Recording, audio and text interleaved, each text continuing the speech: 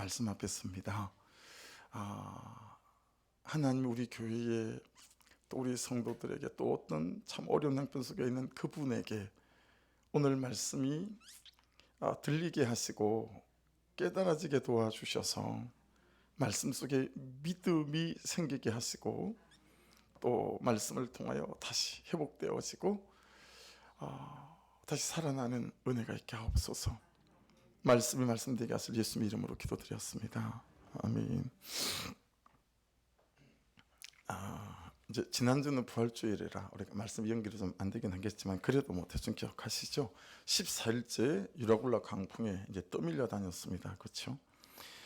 낮도 해가 없는 밤 같았고요. 폭풍 계속됐었고 언제든지 죽을 수 있다라고 하는 공포감 또 두려움이 있었습니다. 이제 이때 우리를 또 무너지게 만드는 그런 어떤 두려움은 뭐냐면 이런저런 현실이 두려워지고 또 공포감이 생기기 시작하면 내부에서 마음이 꺾인 사람들이 생기죠. 이 마음이 꺾인 내부의 사람들의 배신이나 일탈이 굉장히 우리를 어렵게 만들죠. 느헤미야와 더불어서 성벽을 지어갈 때도 산발랏, 느비야 이런 외부로부터 오는 공격, 야 니들이 지어봐야 여우가 폴짝 올라가면 싹 무너지고 말걸, 이런 건 아무것도 아니었어요. 오히려 하나로 뭉치게 만들어서 말씀해 보면 한 손에는 창을 들어서 적군을 방어하고 한 손으로는 벽돌을 들어 예루살렘 성벽을 지어가는 이런 일이 있었는데, 이제 이 성벽도 지어가는 것이 그러다 보니 더디고 계속적인 외부의 공격은 있고 하니까 내부에서부터 마음이 꺾이기 시작했어요. 이때가 진짜 위기 아니겠습니까? 그러니 이 14일 동안 배가 떠밀려 다니면서도 서서히 사람들 안에, 이 배라고 하는 공동체 안에 이제 자신들만 살고자고 하는 그런 일들이 일어나기 시작하죠. 그룹배를 내리려고 배 후미에 닷을 4개나 내려서 떠밀려가는 배를 고정시켜 놓고 배 앞쪽에 닷을 내리는 척하며 거룻배를 내렸지만 발각되고 말지요. 파도는 아직도 여전하고 실패감도 여전하고 이제는 서로에 대한 불신과 배신으로 이 파도를 뚫고 어떻게든 함께 살아야 하겠다라는 마음도 이미 유리처럼 다 깨어져 버린 그런 상태가 되어졌습니다. 딱 그때쯤에 오늘 말씀이 뭐라고 시작되냐면 어떻게 시작되죠? 날이 새어가매, 그렇게 시작합니다. 날이 새어가매. 여기서 날이라고 하는 건 여느 날과 똑같은 날이 아니고 조금 의미가 달라요. 헤메라라고 하는 단어인데요, 보통의 날이 아닌 날을 의미하는 단어입니다. 보통의 때가 아닌 그런 때를 의미하는 그런 단어입니다. 그러니까 사건의 끝을 말하고 그리고 현실의 끝을 말하는 것입니다. 여러분 보세요. 항상 끝이 있습니다. 안 올 것 같아도 끝은 옵니다. 자, 문제는 보세요. 이 말이 긍정적인 말도 아니고 부정적인 말도 아니라는 거예요. 누구에게는 끝이 오는 것이 좋은 끝일 수 있으나 누구에게는 항상 오는 이 끝이 절대로 좋은 의미의 끝이 아닐 수 있다라고 하는 것입니다. 밤 끝에 오는 새벽은, 어둠 끝에 오는 아침은 여전한 방식으로 자기의 삶을, 자리를 지키고 신앙을 지킨 사람에게는 소망이 될 수 있어요. 그러나 여전한 방식으로 옳고 그름의 잣대로 판단하고 정죄하고 대들고 험한 말과 혈기로 태도를 바꾸지 않는 사람들에게는 그때 오는 이 새벽이라고 하는 끝은 또 그와 하루를 살아야 하는 괴롭고 또 그 죄와 살아야 하는 비참하고 또 그 불순종과 불신앙의 현실과 마주해야 하는 아프고 괴로운 한날일 뿐일 수 있다라고 하는 거예요. 그래서 우리가 매일 새벽을 만나고 아침을 만날 터인데 이런 새벽을 주소서, 이런 아침이 되게 하소서라고 기도하고 싶은 여러분 그런 장면의 아침이 있습니다. 자, 요한복음 11장 32절인데 같이 한번 읽어볼게요. 마리아가 예수 계신 곳에 가서 배웠고 그 발 앞에 엎드려 이르되 주께서 여기 계셨더라면 내 오라버니가 죽지 아니하였겠나이다 하더라. 여러분 막 나사로가 죽어가려고 할 때 사람이라는 게 느낌이 있잖아요. 예수님에게 막 사람을 보냈어요. 안 오셔요. 그리고 유대인들의 고정관념, 세계관 속에는 어떤 게 있냐면 사람이 죽고 난 다음에 하루 이틀 사흘이 지나고 이제 나흘째부터서는 하나님도 살릴 수 없다라고 하는 그런 세계관과 가치관이 있었어요. 근데 예수님이 4일째 오신 거거든요. 그래서 지금 주님께 마리아가 가서 주님 계셨더라면 안 죽었을걸요 라고 얘기하는 거죠. 여러분 그 다음에 있는 39절인데 같이 읽어볼게요. 또 39절입니다. 예수께서 이르시되 돌을 옮겨 놓으라 하시니 그 죽은 자의 누이 마르다가 이르되 주여 죽은 지가 나흘이 되었음에 벌써 냄새가 나나이다. 여러분 마르다 앞에 와서는 주님이 좀 지나친 행동까지 하시는 거예요. 무덤에 돌을 옮겨 놓으라고 한다라고 하는 거죠. 그러니 마르다가 펄쩍 뛰었어요. 죽어서 이미 냄새가 나거든요, 주님. 그렇게 이제 말하는 대목이에요. 자, 그런데요, 그 장면 앞에서 주님이 이렇게 말씀하십니다. 자, 43절로 44절인데 요한복음 11장 같이 읽어볼까요? 시작. 이 말씀을 하시고 큰 소리로 나사로야 나오라 부르시니 죽은 자가 수죽을 배로 동인 채로 나오는데 그 얼굴은 수군에 쌓였더라. 예수께서 이르시되 풀어놓아 다니게 하라 하시니라. 예수님께서 오시더니 그 냄새나는 시체를 향하여 나사로야 나오라 라고 부르신 거예요. 그리고 나사로가 일어나서 나왔죠. 그리고 그를 쌌던 모든 붕대들을 풀어서 풀어놓아 다니게 하라 라고 하는 거예요. 여러분 저 장면이 누구에게는 설마 나흘이 지났는데 라고 할 수 있으나 제 스승이셨던 조도만 목사님은 이 말씀을 보다가 이렇게 깨달으셨대요. 만일에 저때 주님께서 나서야라는 이름을 넣지 않고 그 공동묘지 앞에서 나오라 했다면 창세 이후로 죽었던 붙였던 모든 존재들이 살아 일어났을 것이다 라고 우리 스승님은 말씀하시고 고백하시는데 되게 깨닫는 바가 있었어요. 여러분 예수님께서 나사로야라는 이름을 부르는 순간 그가 벌떡 살아 일어났다라고 하는 거죠. 여러분의 인생의 아침마다 새벽마다 저렇게 죽은 것이 살아 일어나고 무너진 것이 다시 회복되고 세워지는 여러분 그런 아침이 되어가고 그런 새벽이 될 수 있기를 주의 이름으로 축복합니다. 아들을 잃은 저희 부부에게 하나님의 위로가 임했습니다. 둘째 딸을 주신 거예요. 그래서 이름도 다윗이 복중에 있던 솔로몬을 불렀던 태명이 있어요. 그 태명이 여디디아였었습니다. 그래서 복중에 있는 둘째 딸 이름을 저희가 여디디아라고 불렀습니다. 한 100일쯤 지나면 이제 이런저런 검사를 받지 않겠습니까? 제주도에서 제일 잘 본다는 그런 제주 산부인과 같아요. 거기 가서 이런저런 검사를 했는데 21번 염색체가 정상이 아니라는 거예요. 사람의 염색체는 23개거든요. 23개인데 이게 이제 생식세포체 수고요. 이 생식세포체 20개가 수정이 되어지면 46개가 되어집니다. 그게 정상적인 사람의 세포수인데 우리 아이는 검사를 했더니 세포수가 47개인 거예요. 하나가 더 많은 거예요. 어디서 많은지 염색 계열을 살펴보니까 21번 염색체가 2개여야 하는데 3개인 거예요. 21번 염색체가 3개면 200% 다운 증후군이라는 거예요. 이 산부인과 선생님이 200% 다운 증후군이니까 다음에 와서 한 번 더 정밀한 양수 검사, 양수 안으로 바늘을 찔러 넣어서 양수를 빼내서 검사하자마자 바로 아이를 제거하는 게 좋겠다라는 소견을 내놨습니다. 우리 둘 다 말문이 막혔어요. 일순간 상처가 꼬파기가 돼서 더 아픈 거 있죠. 겨우 회복됐는데 이 아픔이라고 하는 것이 막 혈관을 타고 흐르는 피처럼 온 마음과 생각과 감정이 막 퍼지는 것 같았었어요. 너무 아픈 거예요. 제주 시내에서 버스를 타고 함덕까지 한 40분 50분 걸리거든요. 그렇게 오는데 둘 다 아무 말을 안 넣은 거죠. 정말 숨이 막혔어요. 이 밤은 밤이라 괜찮겠는데 내일 아침이 오면 찬란한 햇살이 쏟아지면 그 밝은 햇살과 다른 내 어두운 마음과 내 감정은 내 현실은 너무 달라서 너무 괴로워서 견딜 수가 없을 것 같은 거예요. 그래서 아직 아내는 임신 중이니까 어떻게 숙소에 아내를 두고 예배실로 왔습니다.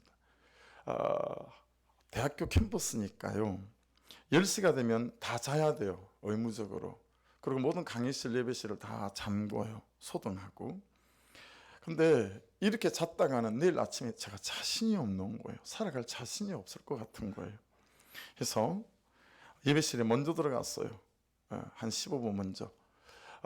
저쪽 구석에 방석을 이렇게 막 쌓아놓거든요.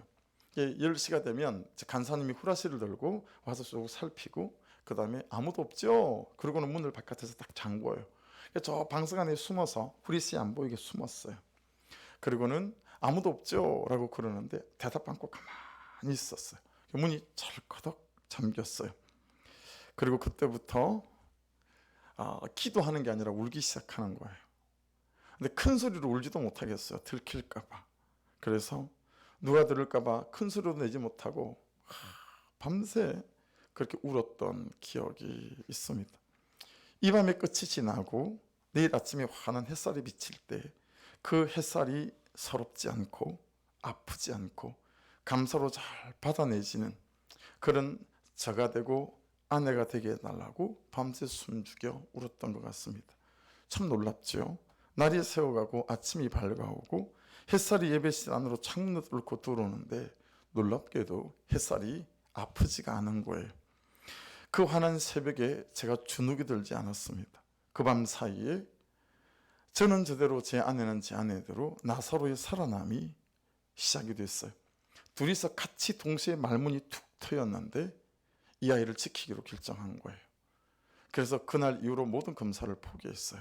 그리고 어떤 식으로 아이를 주시든 이 아이를 감당해내겠다라고 하는 두 사람 사이에 나사로의 살아남이, 심령의 살아남이 그날 아침에 햇살과 그날 아침에 참새 지저귀는 소리가 지금도 귀에 들릴만하게 행복했던 아침이었던 것 같습니다. 근데 그날 아침에 알았습니다. 요한복음 11장 33절, 34절, 35절인데 같이 한번 읽어보겠습니다. 예수께서 그가 우는 것과 또 함께 온 유대인들이 우는 것을 보시고 심령에 비통해 계시고 불쌍히 여기사 이르시되 그를 어디에 두었느냐 이르되 주여 와서 보옵소서 하니 예수께서 눈물을 흘리시더라. 나 말고 그 밤을 지새우면서 함께 울어주셨던 분이 있다는 사실을 그때 알게 되어졌죠. 내가 숨죽여 울 때 주님이 함께 숨죽여 울었었던 거구나. 그렇게 그 새벽이, 그 아침이 감격이 있었습니다. 여러분, 항상 끝이 있습니다. 항상 끝은 옵니다. 그런데 여러분, 우리에게 오는 그 끝이 옳고 그름의 잣대로 판단하고 정죄하고 대들고 험한 말과 혈기로 태도를 바꾸지 않는 사람들에게 오는, 또 그와 하루를 살아야 하는 괴롭고 또 그 죄와 하루를 살아야 하는 비참하고 또 그 불순종과 불신앙과 현실과 마주해야 하는 아프고 괴로운 끝이 아니라 여전한 방식으로 자기의 삶을 자리를 지키고 신앙을 지킨 사람에게 오는 소망이 있는 아침이고 감사가 있는 새벽이 되시기를 주의 이름으로 축복합니다. 그 아침에 바울이 시작한 것은 음식 먹기를 권하는 것이었습니다. 33절을 다시 같이 읽겠습니다. 시작. 날이 새어가매 바울이 여러 사람을 음식 먹으라 권하여 가로되 너희가 기다리고 기다리며 먹지 못하고 줄인 지가 오늘까지 열나흘인즉. 유라굴라 강풍으로 시작된 14일 동안을 묘사하는 가장 대표적인 단어가 있습니다. 그게 뭐냐면 쫓겨가다입니다. 그 구절을 같이 한번 읽어보려고요. 사도행전 27장 15절인데 같이 읽어볼까요? 16절까지. 배가 밀려 바람을 맞춰 갈 수 없어 가는 대로 두고 쫓겨가다가 16절. 끌어올리고 줄을 가지고 선체를 둘러감고 스르다스에 걸릴까 두려워하여 연장을 내리고 그냥 쫓겨가더니 27절입니다. 열나흘째 되는 날 밤에 우리가 아드리아 바다에서 이리저리 쫓겨가다가 자정쯤 되어 사공들이 어느 육지에 가까워지는 줄을 짐작하고 쫓겨다니는 거예요. 계속 쫓겨다니는 거예요.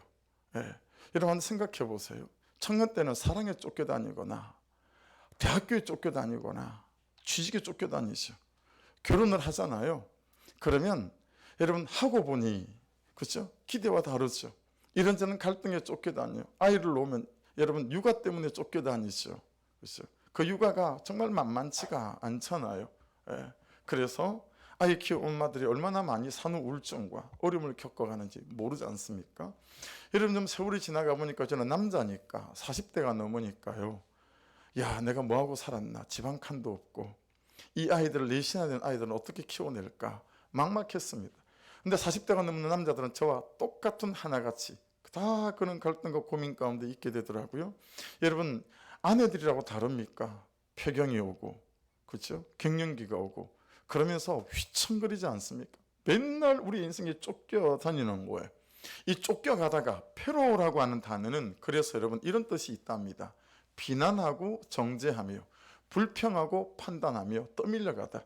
이 배 속에서 이 사람들이 누구든지 비난할 대상이 필요한 거예요. 왜냐하면 14일째 이러고 다니는 거잖아요. 인생이 고달픈 거잖아요. 누군가는 정죄를 해야 되고 누군가는 불평을 하고 판단을 하지 않으면 이때를 견딜 수가 없는 거예요. 여러분, 그들은 서로 누구를 비난하며 정죄하며 판단했을까요? 이 길이 옳다 말한 선장을 비난했을까요? 아니면 틈만 나면 제살길을 찾는 이 사공들이었을까요?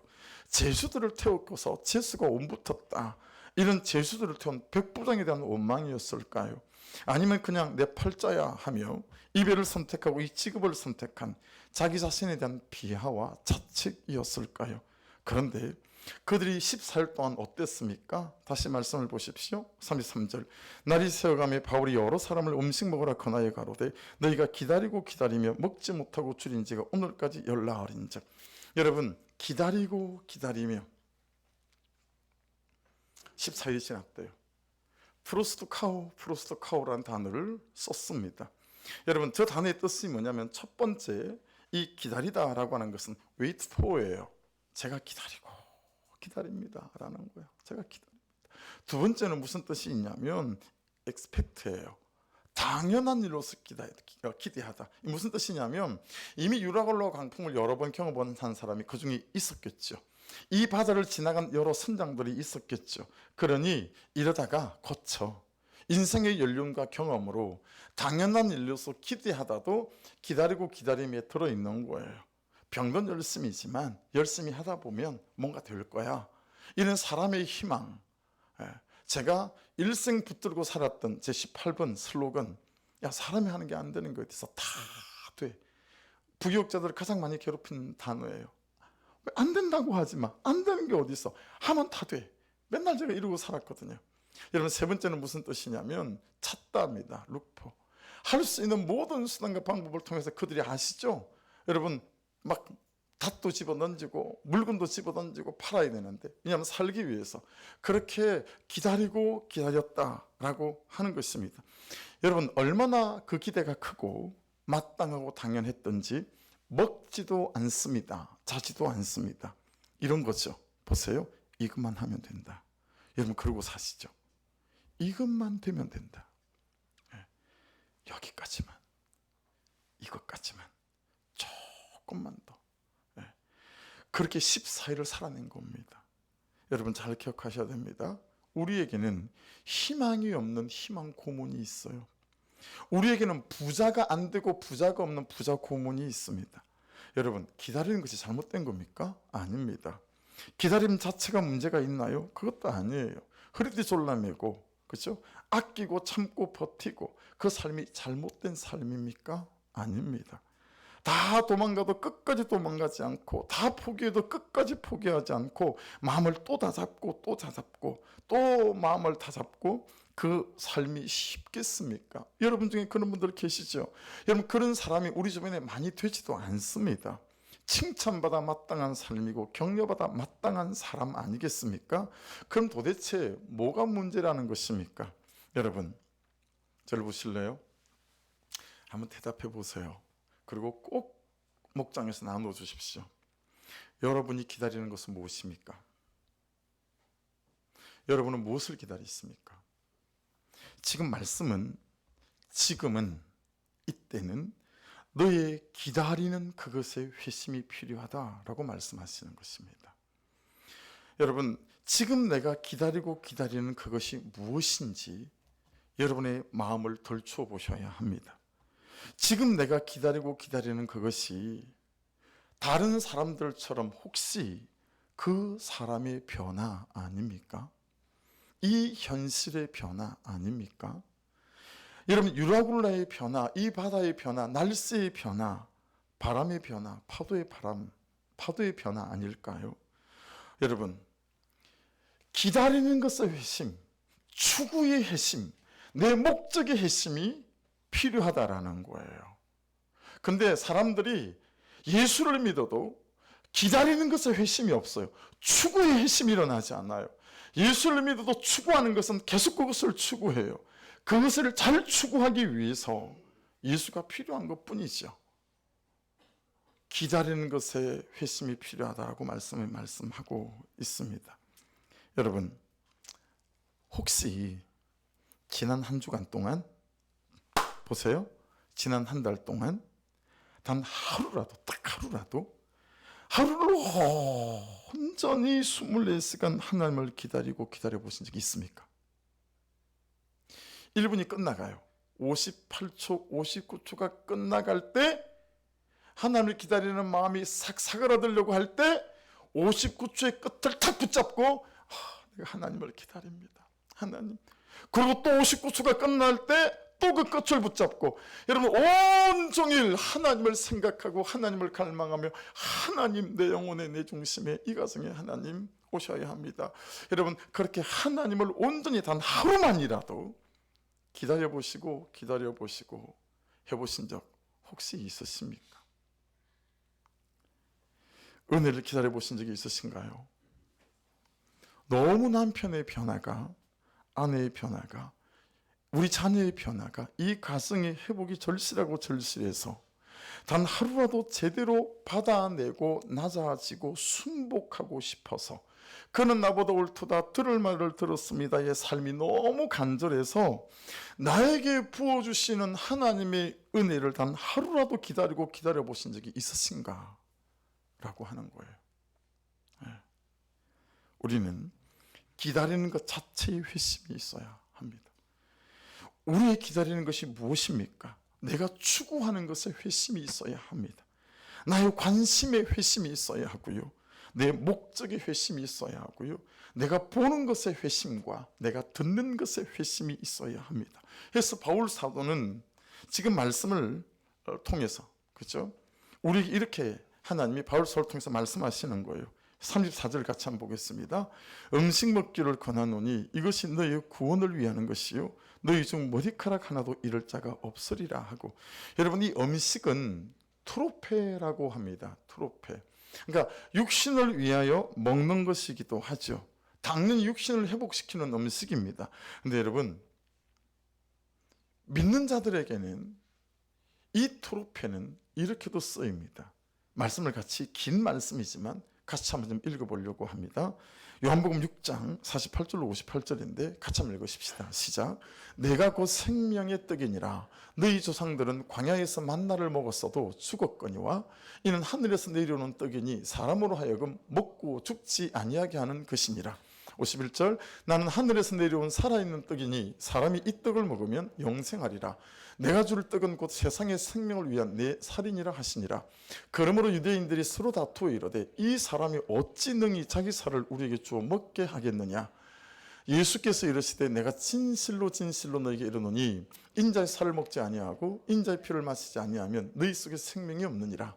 내 살을 먹고 내 피를 마시는 자는 영생을 가졌고 마지막 날에 내가 그를 다시 살리리니 내 살은 참된 양식이요 내 피는 참된 음료로다.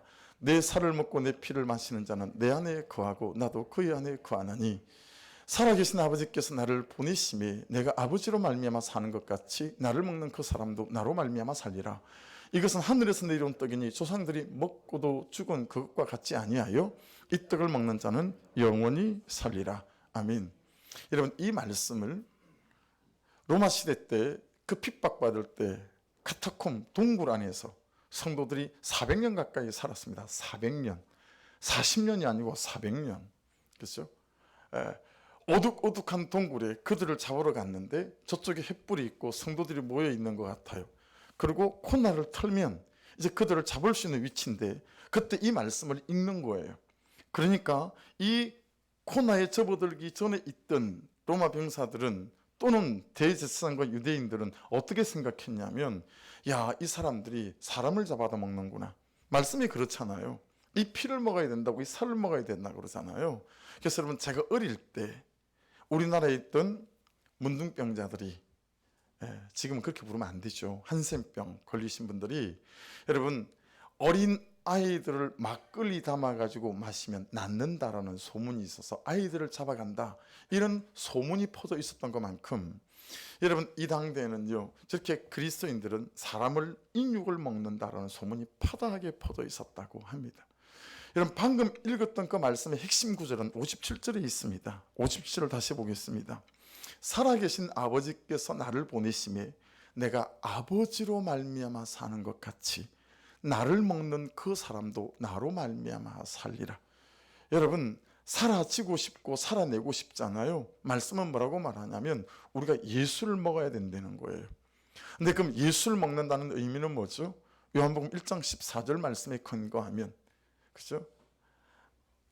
육신이 되어 우리 가운데 거하심에 아버지의 독생자의 영광이요, 원적이에요. 여러분 예수를 먹는다라고 하는 것은 또한 말씀을 먹는 것인 줄로 믿습니다. 여러분 우리는 지금 내가 기다리고 기다리는 그것이 있어야 합니다. 그것이 돈이라면 여러분 돈 없이 어째 세상을 살아갈 수 있겠어요? 그것이 건강이라면 물론이지요. 건강이 있어야 되죠. 그거 없이 어째 세상을 살 수 있겠습니까? 행복이요? 마땅합니다. 안정감, 편안함 물론이고요. 누구에게 받고 싶은 사랑과 격려, 그럼요. 그거 없이 어찌 살아갈 수 있겠습니까? 그러나 그것이 나를 살리지 못한다는 사실도 여러분이 알지 않습니까? 그것이 나를 감격 가운데 살아가지 못한다는 사실을 이미 여러분도 알고 있지 않습니까? 그것이 이 관계를 이기지 못하게 만들고 그것이 그를 받아내는 삶으로 나를 초청하지 못하는 사실을 이미 잘 알고 있지 않습니까? 주님은 말씀하십니다. 나는 아버지로 말미암아 살았다. 너는 나로 말미암아 사는 사람이다. 할렐루야. 여러분은 하나님 예수님 그리스도로 말미암아 사는 사람이 되려는 거예요. 그래서 여러분 아까 읽었던 말씀 보세요. 심지어 40년 동안 광야 생활을 할 때 하늘에서 하나님이 주셨던 만나를 먹었던 너희 조상도 죽었지만 예수 그리스도를 먹을 때 너희는 산다라고 말씀하고 있습니다. 여러분 예수를 먹는 방법이 무엇인지 아십니까? 믿음입니다. 믿음입니다. 그래서 제가 열방대학에 있을 때 이 간사님이랑 같이 있었어요. 이 간사님이 지은 작사 작곡인데요. 내 안에 거하라 나의 사랑 안에 거하라 나를 떠나서는 아무것도 할 수 없으니 주님 내 안에 내가 주님 안에서 주님과 함께 영원히 동행하리라 나의 생명이 다하는 그날까지 나의 십자가 지고 주를 따라가리. 할렐루야. 여러분 예수님은 아버지로 말미암아 살았다고 57절에 고백하시죠. 그러면서 주님이 우리에게 이렇게 말씀하시는 거예요. 너는 나로 말미암아 사는 자다 라고 말씀하고 있습니다. 34절을 다시 볼게요. 음식 먹기를 권하노니 이것이 너희의 구원을 위하는 것이요 너희 중 머리카락 하나도 잃을 자가 없으리라 하고, 여러분 그때 우리는 머리카락 하나도 잃지 않는 능력을 경험하게 될 줄로 믿습니다. 밤새워 울다가 아침이 됐어요. 아침 햇살이 창문을 뚫고 들어오는데 뱃속의 아이는 여전히 그대로죠. 현실은 하나도 달라지지 않았습니다. 기적은 없었습니다. 정확히 말하면 바뀐 기적은 없었습니다. 그런데 제게 이 현실을 받아내는 기적이 일어나기 시작했습니다.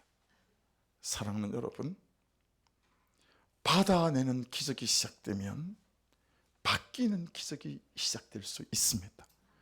지금 우리에게 필요한 기적은 바뀌는 기적이 아니라 받아내는 기적이에요. 그리고 몇 달 후 우리 아이는 정상이 됐고요. 일부 예배 때는 반주를 했고 지금 유치부 아이들을 가르치고 있습니다. 그렇게 어여쁜 제 둘째 딸이 되어졌습니다. 여러분 그날 그 밤 나와 함께 우리 주셨던 그 예수 그리스도, 그분으로 말미암아 살기로 결정하고 작정하게 되어질 때 여러분 내가 그분의 은혜로 말미암아 이 현실과 이 사람을 나를 받아내는 기적이 시작되어졌기에 그 모진 세월을 시간을 견딜 수 있었고요. 몇 개월이 지나 종합부에서 재검사를 했을 때는 그 고장났다는 21번 염색체가 정상이었었습니다.